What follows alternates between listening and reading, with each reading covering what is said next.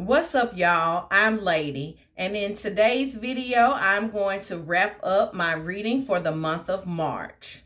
March was a really good reading month for me, so much so that I have already posted a video showing you all what I read during the first half of the month. So if you check out my previous video titled February and mid-March reading wrap up, you'll see what I read from the 1st to the 14th of March. And in this video, I will discuss what I've read during that second half of the month. So in total, I read 2 memoirs. One was in graphic form, and then I read 5 novels and 7 comics. I'll say comics slash manga slash graphic novels, right? So that was pretty good. I cannot complain about that. So the first thing I read during the second half of March was Almost American Girl by Robin Ha. And this is it. This is that memoir that's in graphic form that I read. And I really enjoyed this one. I really liked how she told her story, and I felt her emotions. So when she was in middle school, her mother decides to move the family, which it was just her and the mother, from Korea to Huntsville, Alabama. And I can only imagine the culture shock that she experienced. But she did a great job of expressing that culture shock that she experienced in this novel. I'll show you all some of the art, what it looks like here.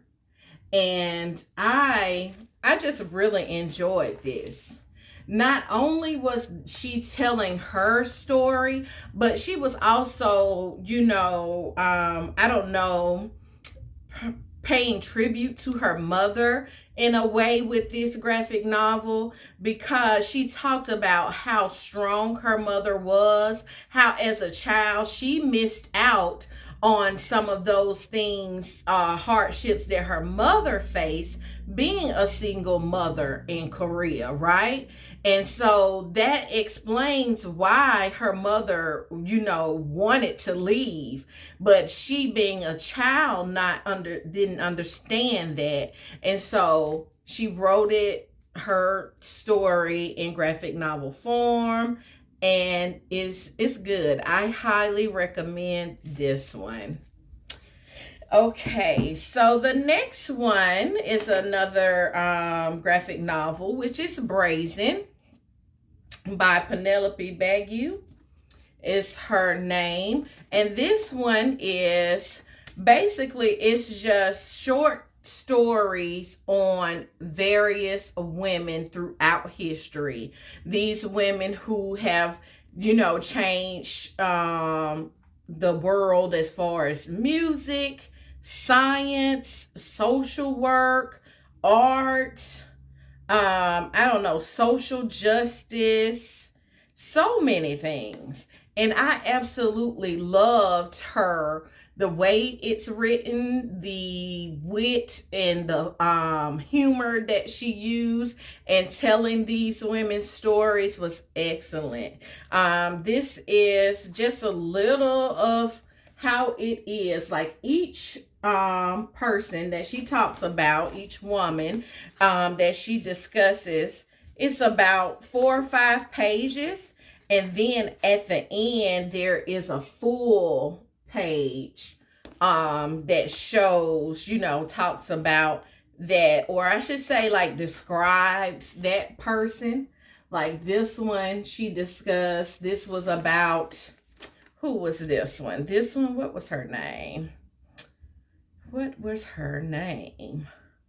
Margaret Hamilton, the terrifying actress. So she was the one who played the Wicked Witch of the West, and I think the original, like, Wizard of Oz. So this is like the ending after she's told the story about it. And I found that very interesting. I'm talking about women from all walks of life. There is even transgender woman whose story she talks about in here. So I highly recommend this one. It was a perfect choice for Women's History Month. I read Far Sector by N.K. Jemisin. This one is a graphic novel with a black superhero. She is a black Green Lantern. That's what it was. And now I haven't read a lot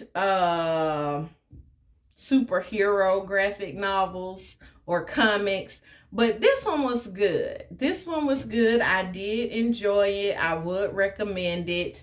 It took me longer than I was expecting to read this one, but it was really the art is really nice in here. I really enjoyed that about it.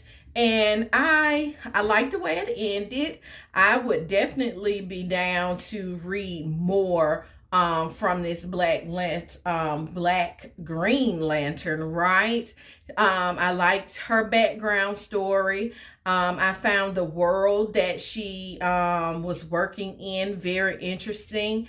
And so this one was good. I have no complaints. Next up is the bind up that I read of the first 3 novels in the #1 Ladies Detective Agency. And so these is books 1, 2, and 3. And I'm hooked. I really liked how the stories were written. So there's not just one mystery being solved in each one of the novels, which is great.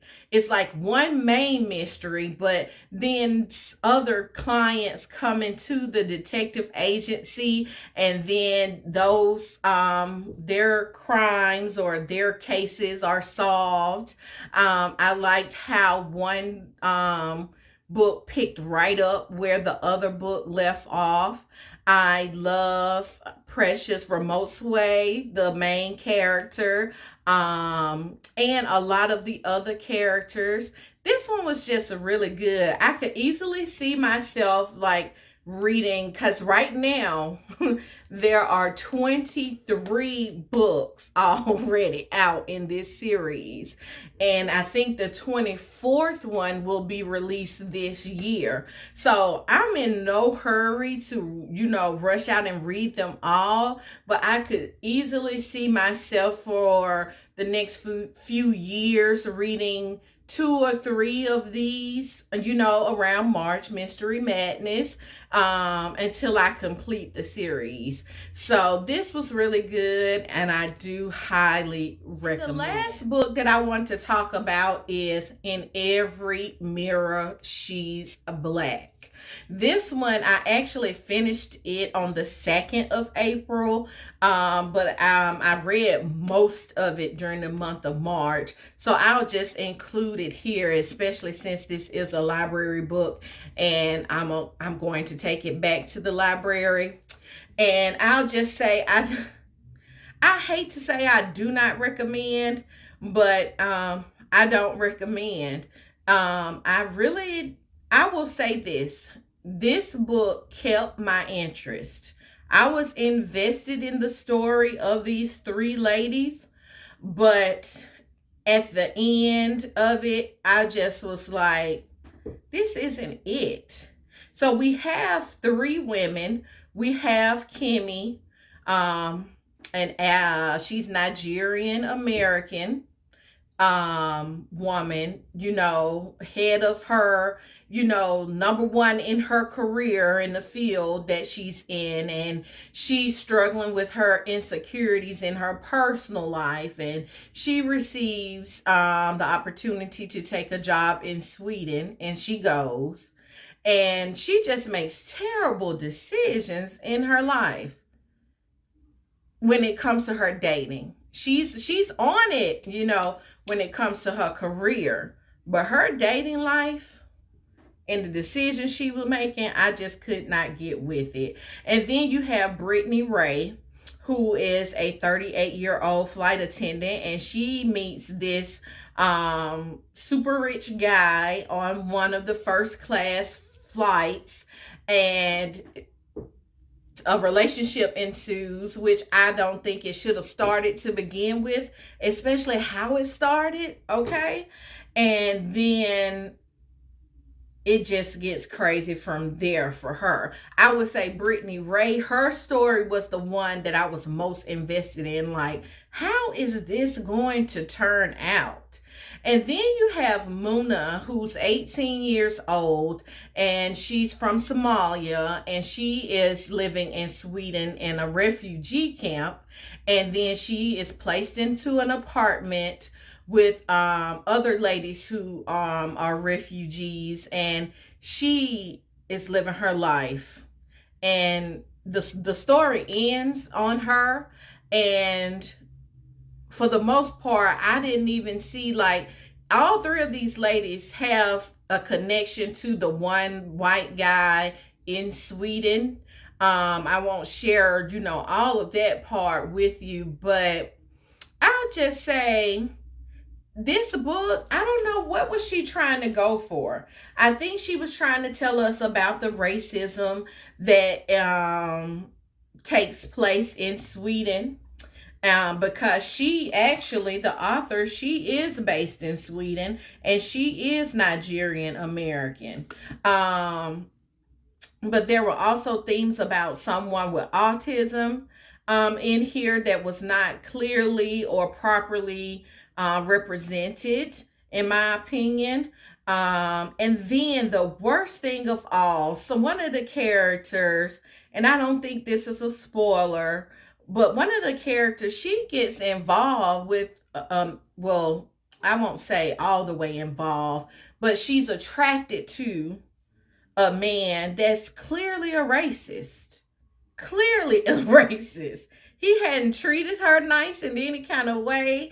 I mean, nothing. But she's talking about, when I see him, how her body reacts to him. Listen, I don't care how fine you are.